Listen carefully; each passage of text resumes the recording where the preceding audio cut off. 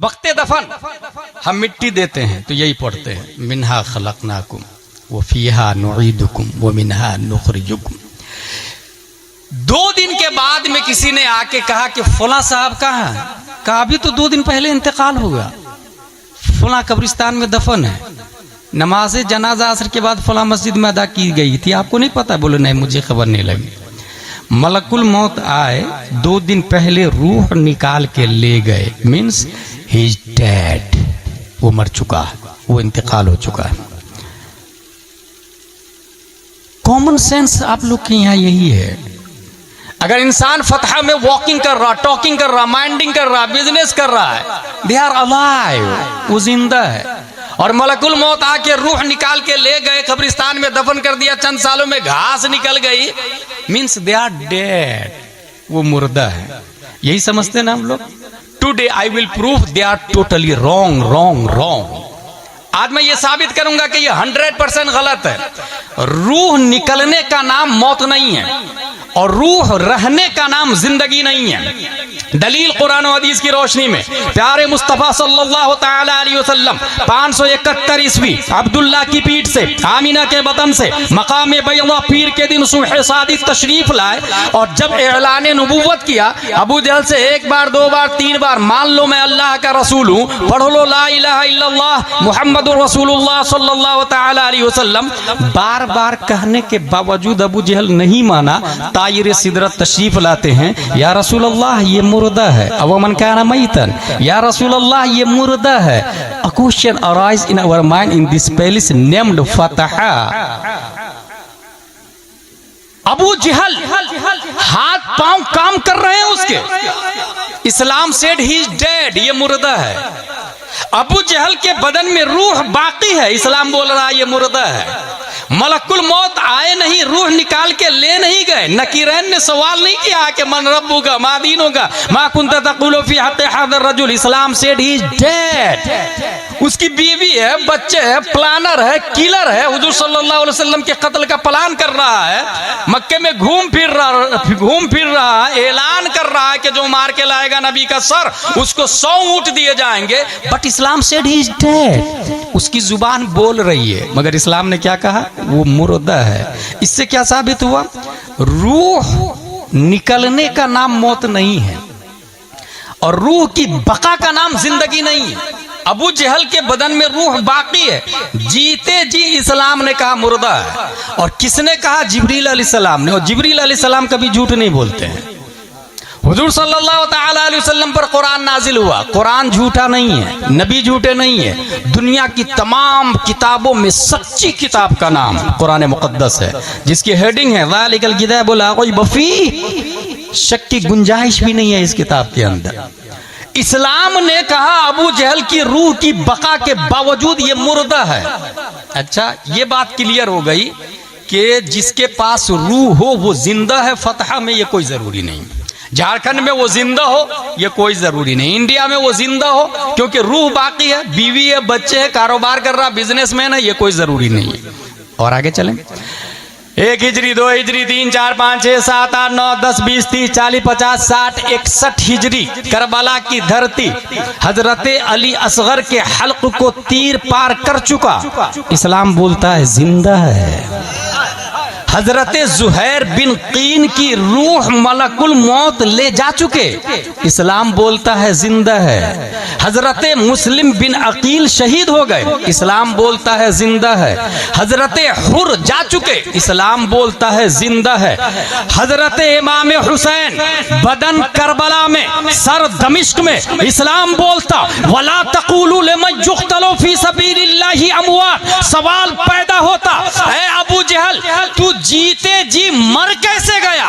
और ऐ करबला वाले आका, मरने के बाद भी आप जिंदा कैसे हैं? मिजाजे अबू जहल ने जवाब दिया, अदावते मुस्तफा ने मुझे जीने नहीं दिया। करबला वाले हुसैन बोले, मोहब्बते मुस्तफा ने मुझे कभी मरने नहीं दिया। नारे तकबीर, नारे रिसालत, मसलके आला हजरत सरकारे मदीना कॉन्फ्रेंस हजरत अल्लामा मुफ्ती गुलाम जिलानी अजहरी। अरे भाई जिंदाबाद, वाह वाह वाह वाह। बात क्लियर हो गई। जो इंसान झारखंड में चल फिर रहा है वो जिंदा हो कोई जरूरी नहीं, दुनिया उसे जिंदा बोले। According to holy Quran they are maybe dead body.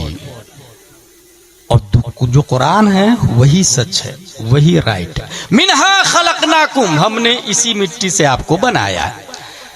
तफसीर में ये आया है कि जो इंसान जहां की मिट्टी से बनता है वहीं दफन होता है। कैसे बनता, कैसे? हदीस शरीफ, इन्ना अहदकुम युजमउ खल्कुहु फी बत्नि उम्मिही 40 यौमन नुतफह थुम्मा यकूनु अलका मिस्ला ज़ालिक थुम्मा यकूनु मुद्ग़ह मिस्ला ज़ालिक थुम्मा युरसिलु अल्लाहु इलैहि अल-मलक फयनफखु फीहि ar-रूह व यु'मरू बिअरब'i कलिमात बिकतबि रिज़्क़िही व अजलिही व अमलिही व शक़िय्युन अव सईद। 40 तिया 120 दिन के बाद रूह फूकी जाती है, हदीस शरीफ में आया है। उससे पहले बच्चा माँ के पेट में नुतफा, अलका और मुदगा की शक्ल में होता है। जब रब्बे कदीर किसी इंसान की मूर्ति माँ के पेट में बनाता है तो जिब्रील से फरमाता है, जा फला जगह की मिट्टी लाके उसकी माँ के पेट में उसकी मूर्ति को बनाओ। हुवल्लज़ी युसव्विरुकुम फिल अरहाम कैफ़ यशा। रब जैसा चाहता मूर्ति बनाता मां के पेट में। अच्छा, मिट्टी लाते इजराइल अलैहिस्सलाम, एक जात है जिसकी मिट्टी जिब्रील अलैहिस्सलाम लेकर के आए हैं, और उस जात को हम लोग मुहम्मद रसूलुल्लाह सल्लल्लाहु तआला अलैहि वसल्लम कहते हैं। इसका मतलब ये हुआ, ये जो कब्रिस्तान में जो लोग दफन है ना, वो यहीं की मिट्टी से पैदा हुए हैं। यहाँ से मिट्टी लेके फरिश्ता ने माँ के पेट में उसकी मूर्ति बनाई, वो इंसान पैदा हुआ। रूह कब डाली गई थी? 120 दिन के बाद में। 120 दिन के बाद में, यहाँ एक पॉइंट है, 120 दिन के बाद में रूह डाली जाती और 4 चीजों का हुक्म दिया जाता है। उक्तुब बेकतबे रिज़्क़िही, खाएगा क्या, पिएगा क्या, कपड़ा क्या पहनेगा, मकान एक बनाएगा कि 2 बनाएगा, फतह में बनाएगा या फिर हजारीबाग में या कोडरमा में बनाएगा। रिज़्क़ की तारीफ की गई है, अल्लज़ी युंतफ़अु बिह युक़ालु बिल्लुग़तिल अरबिय्या रिज़्क़। मताए जिंदगी को रिज़्क़ कहा जाता है। 120 दिन में यह लिख दिया जाता है। कब मरेगा, 1 दिन के बाद में मरेगा या 100 साल जिएगा, ये फतह में ये लिख, अल्लाह लिखवा देता है 120 दिन में। अमल ही, काम क्या क्या करेगा, प्राइवेट नौकरी या गवर्नमेंट जॉब, ये भी लिख। बिजनेसमैन या खेती बाड़ी, ये भी लिख। वो शकीन और सईद, शरीफ होगा या कमीना होगा, ये भी लिख। ये 4 चीजें लिख दी जाती है। यहां एक बात मैं लोगों को बताता हूं कि अगर आप चाहते हैं कि आपका बच्चा नेक बने तो 120 दिन से पहले मुसल्ला बिछाए, माँ बाप दोनों मिलके 2 रकात नमाज पढ़े और फिर दुआ करे, मौला कल तू मेरे बेटे की तकदीर लिखेगा, मेरे बच्चे की तकदीर लिखेगा, मेरे बच्चे की तकदीर में जाहिल होना नहीं, मुजाहिद मिल्लत होना लिख दे। मौला तू कल मेरे बेटे की तकदीर लिखेगा, मेरे बेटे की तकदीर में जुआरी होना नहीं, हाजी होना लिख दे। अब जो अल्लाह नबियों को पैदा किया वो हजारों मुजाहिद मिल्लत पैदा करने पर कादिर है, दर्जनों गौस और अब्दाल पैदा करने पर कादिर। बईद नहीं है कि फतहा में कल हो के गौस पैदा हो, ये मुहालात से नहीं, मुमकिनात से भाई साहब, मुमकिनात से। ये हमारे उलमा जानते हैं, मैं आप लोग को बता रहा हूं। तो 120 दिन से पहले पहले दुआ कर लेंगे ना, तो अल्लाह तबारक व तआला देखता है कि मेरी बंदी, मेरा बंदा ये दुआ कर रहे हैं, फरिश्ता इसके बच्चे की तकदीर में मुत्तकी परहेजगार होना लिख दे, मुफ्ती होना लिख दे। इसकी 1 दिन की उम्र मत देना, इसकी उम्र 100 साल की लिख दे। 1 दिन के बाद बच्चा मर जाता ना तो औरतें बहुत शिकायत करती है, मैंने क्या गलत किया था, एक ही तो बेटा था, उसको भी मार दिया तूने, 1 ही दिन के बाद मार दिया। ना, उसका था, उसने ले लिया। अगर आपको चाहिए था तो आप 120 दिन से पहले दुआ कर लेते। हाँ, एक और तरीका है हमारे पास में, अगर तकदीर लिखा गई है, जिस तरीके से अगर आप मस्जिद बनाते हैं या स्कूल बनाते हैं, अभी जमजम शाही ने मुझे दिखाया कि वो बना रहे हैं, क्या बना रहे हैं, एक इदारा बना रहे हैं, अबरारुल उलूम वेलफेयर ट्रस्ट, जिसके तहत एजुकेशन भी होगा, चैरिटी का काम भी होगा। बायलॉज बनता है, कोई भी सोसाइटी बनती है तो बायलॉज बनता है, उसके नियम होते हैं, सिस्टम होते हैं। 100 साल के बाद में अगर कोई अहले हदीस कब्जा कर लिया, आप जाके सीधा कलेक्टर को बोले कि ये बायलॉज है और इसमें लिखा हुआ है रूल नंबर 9, इसके अराकीन सिर्फ और सिर्फ सुन्नी सहीउल अकीदा मसलक के आला हजरत वाले होंगे। 100 साल के बाद भी कलेक्टर के बाप को वही डिसीजन देना पड़ेगा जो बायलॉज में लिखा हुआ है।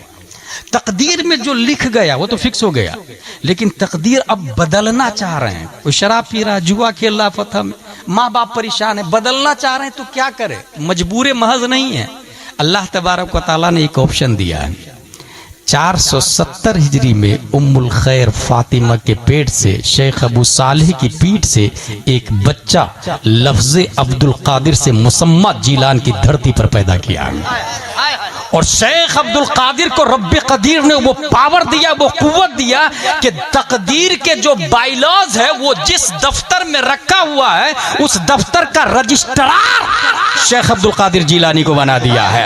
और ये मैं नहीं कहता, अच्छे रजा, प्यारे रजा, आलिम रजा, फाजिल रजा, अल्लाह की रजा, सहाबा की रजा। 10 शव्वाल 1272 हिजरी 14 जून 1856 ईस्वी में नकी अली खां की पीठ से बरेली की धरती पर तसर्रुफात की करवटें लेता हुआ पैदा होने वाला इमाम अहमद रजा खान इरशाद फरमाते हैं कि अल्लाह ने मेरे गौस को तकदीर के रजिस्टर का मालिक और हाकिम बनाया है। वो रकम तराज है।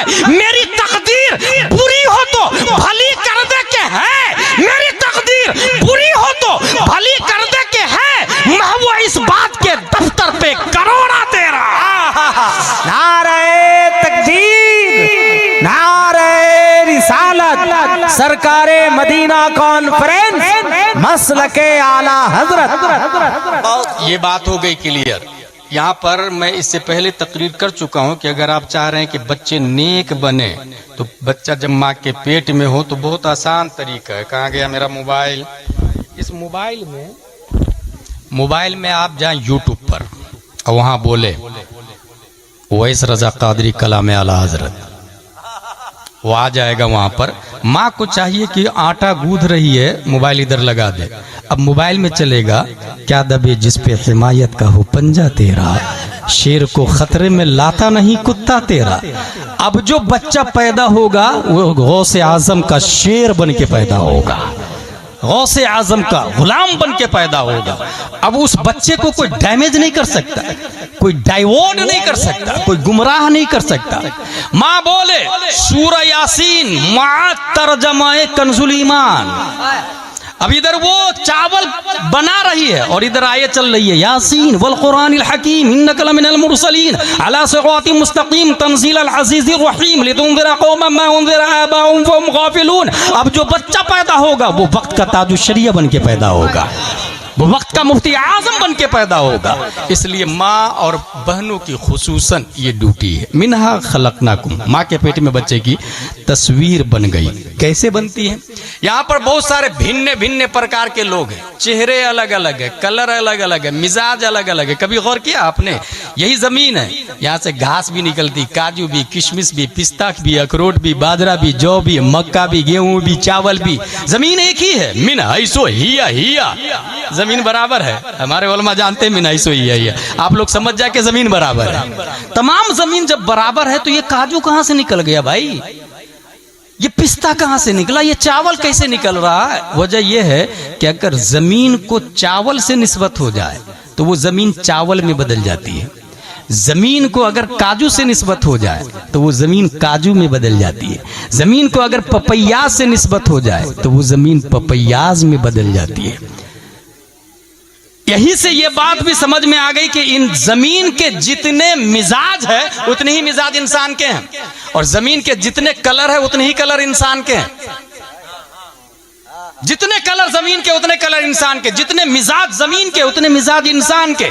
और ये भी सुने, जब जो जहां की मिट्टी से पैदा हुआ है वहीं दफन होता है, तो यहां से बात समझ में आ गई, अबू बकर नबी के बाजू वाली मिट्टी से पैदा हुआ है।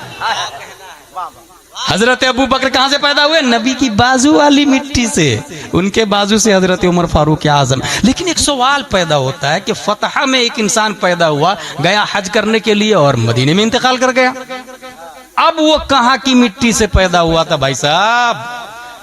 मुफस्सिरीन इसकी तफसीर लिखते हैं, जब रब्बे कदीर माँ के पेट में उसकी तस्वीर बना रहा था तो तस्वीर में फतह की मिट्टी नहीं, मदीने की मिट्टी का इस्तेमाल फरमाया था।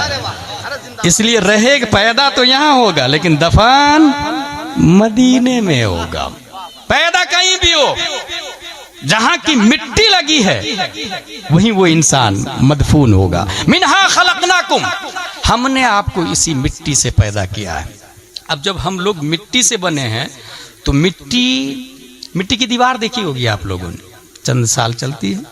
ये जमीन से मिट्टी उठाए और उसको ताकतवर हाथों से मसले और फिर फूंक मारे, पूरी मिट्टी हवा में तहलील हो जाती है। मगर वही 1000 ग्राम मिट्टी को, 2000 ग्राम मिट्टी को मखसूस फार्म में रख करके अगर पका दे तो वो ईंट बन जाती है। अब उस ईंट से लाल किला बनता है, ताजमहल बनता है, मकान बनता है, बुर्जुल खलीफा बनता है। बुर्जुल मलिक की तैयारी चल रही है, आप लोग को पता है? बुर्जुल खलीफा से बड़ा बन रहा है बुर्जुल मलिक। और अभी तक नासा का नाम सुन रहे थे ना आप लोग, अभी नासा को पीछे छोड़ दिया टेस्ला कंपनी ने। वो एक ऐसा मोबाइल निकाला जिसमें रिचार्ज की जरूरत ही नहीं पड़ेगी। वो ऐसा मोबाइल निकाला जिसमें जो सिम लेस है, सिम ही नहीं होगा उसके अंदर, इलेक्ट्रॉनिक सिम, नंबर सिर्फ रहेगा। सन से रिचार्ज होगा, धूप से, जेब में मोबाइल रखा हुआ है, रिचार्ज हो जाएगा अपने आप। और सिर्फ जमीन पर नहीं बल्कि मरीख पे भी चलेगा और चांद पे भी चलेगा वो मोबाइल। कौन निकाल रहा? टेस्ला वाला। हासिल ये कि एक दूसरे को बीट करता है, एक दूसरे का ताक़ुब करता है, एक दूसरे को पीछा करता है। मिनहा खलकनाकुम, हमने इस मिट्टी से आपको बनाया। अब उस मिट्टी को ईंट की शक्ल में अब पका दिया आपने। अब उस ईंट से इंसान बुर्जुल खलीफा बना या लाल किला या ताजमहल सालों साल से चलता है। अगर ये बात समझ ली आपने तो सुने, फतह में जितने लोग यहाँ की मिट्टी से बने हैं वो रिटर्न यहाँ दफन होके मिट्टी में मिल जाते हैं। ऐसे ही जैसे मिट्टी को फूंक मारे तो हवा में तहलील हो जाती है, मिट्टी में मिल गए। चंद सालों के बाद जाके देखे ना तो जो लोग कब्र खोदते हैं उनसे पूछिएगा तो वो बताएंगे कि हाथ नजर आया, पांव नजर आया। भाई साहब ये हाथ किसका था? बराक ओबामा के बाप का? नो। डोनाल्ड ट्रंप के बाप का? नो। हमारे बाप दादा का, जो कल तक यहीं फतह में घूम फिर रहे थे। आज जमीन खा गई है उसको। चंद सालों के बाद उनकी हड्डियां भी खत्म हो जाएगी। मिट्टी से बने थे, रिटर्न मिट्टी में आ गए वो। ये हड्डियां क्यों खत्म हो गई? इसलिए खत्म हो गई कि वो मिट्टी से जो बन के आए थे तो दुनिया में कुछ किया नहीं, रिटर्न मिट्टी में जाके फना हो गए। अब अगर जिस तरीके से ईंट को आग में पका दिया गया तो उसकी वैलिडिटी बढ़ गई। अब वो फूंक से नहीं उड़ती ईंट, वो लाल किले में लग गई, वो ताजमहल में, वो बुर्जुल खलीफा में। वो ईंट अगर किसी मकान में लग जाए तो 1-2 दिन में नहीं 100 साल तक चलती। मस्जिद में लग जाए हज़ार साल तक चलती। क्यों भाई? तू भी तो मिनाइसो हिया मिट्टी था, तेरे अंदर ये खूबी कहाँ से आ गई? ईंट ने जवाब दिया, मैंने अपने वजूद को आग में पकाया है। नतीजतन अल्लाह ने मुझे वो पावर दे दिया है कि अब मुझे कोई माइका लाल फना नहीं कर सकता।